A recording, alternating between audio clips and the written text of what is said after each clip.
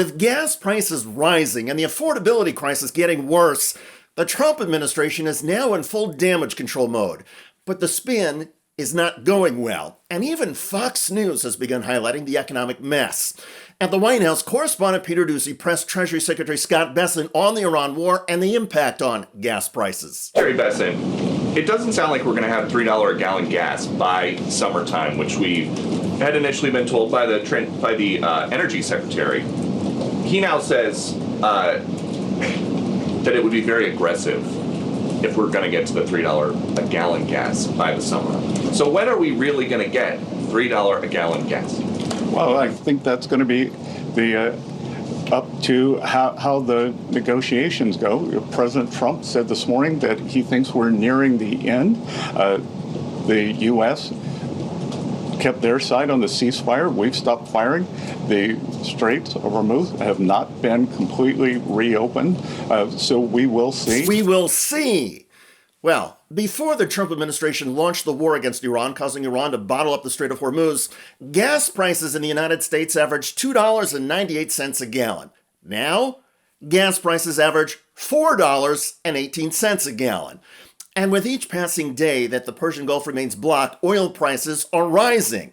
Scott Bessent, however, says he has been meeting with his international colleagues and is optimistic a breakthrough is coming soon. It's Bank Week here in D.C., so I've been meeting with a lot of my Middle Eastern counterparts, the finance ministers, and they all say that once the straits are open, they can start pumping again within 1 week.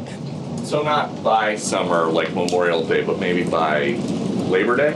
Again, I'm optimistic that sometime between June 20th and September 20th that we can have $3 gas again. And as I said this morning too, we are going to be watching the gas stations because they raise prices very quickly when when the crude oil prices went up.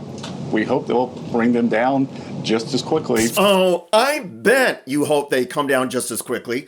Donald Trump's approval rating on the economy has crashed to just 30% in most polls, an all-time low.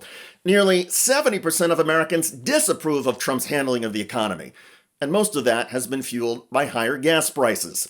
Bessent mentioned September the 20th, 2 weeks after Labor Day, and technically the beginning of fall, as when he's optimistic gas prices per gallon will start with a 3. Well, here's another date the Trump administration is focused on. November the 3rd. That is election day for the fall midterms. And at the moment, most polls predict a Democratic tsunami wiping out Republican control of the House and the Senate.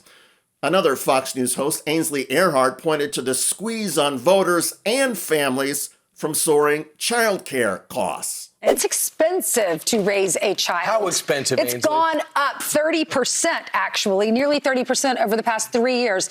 It costs more than $300,000 to raise a child in the United States nowadays. So apparently it's all about where you live. And the most expensive places are Hawaii, Maryland, and Massachusetts. Okay. Of course, the South, you get a break. $17,000 in Mississippi, Alabama, $18,000 in South Dakota, $18,000. So that's over the course of 18 years, Correct. right? For the first 5 years. Right, but since 2023, they say the cost of raising a kid is up 27%. In just the last 3 years, the average cost of raising a child in the United States has gone up by 27%. Clothes, food, childcare, healthcare, and transportation costs are all up by double digits. So you can understand why a lot of families, and even some hosts on Fox News, are stressed out and angry at our political leaders. And even though we keep hearing from the Trump administration that average working wages have gone up, well, that increase has not kept up with the rising cost for most goods. Thus, the affordability crisis. And it's intensifying, and it's especially painful for families with children. And even the experts on Fox Business News say there is no relief in sight. Do you see any improvement in the affordability picture? No, Stuart, unfortunately I don't, because here you have a scenario where with oil prices as high as they are for as long as they've been, which which from the standpoint of affordability, we're looking at the cost of building new homes. And oil is so central to that. So now that oil is where it is, it's going to cost more to build these new homes. And as long as it costs more and there's less supply, it's going to mean that less people are going to be able to afford homes. And at this stage of the game, as Todd mentioned and you mentioned in your take, it's that affordability is a central issue. And unfortunately, affordability is still out of reach for a lot of people, especially the first-time home buyers. So I think unless oil prices come down dramatically, and because oil affects everything from lumber, diesel in terms of transport, steel, everything. And with those commodities as high as they've been, nobody's going to want to build houses. Many conservatives keep arguing that all of the economic pain, the home prices, costs of raising children, transportation, and inflation, that it's all worth it because of the benefit in keeping Iran from a nuclear weapon. But even if Iran is stopped from producing nukes and becomes less of a threat in the Middle East and stops sponsoring terrorism, the benefit will be to future generations, maybe. At the moment, none of those goals with Iran have been met. And the generation of Americans getting squeezed by higher prices right now, that generation has had enough.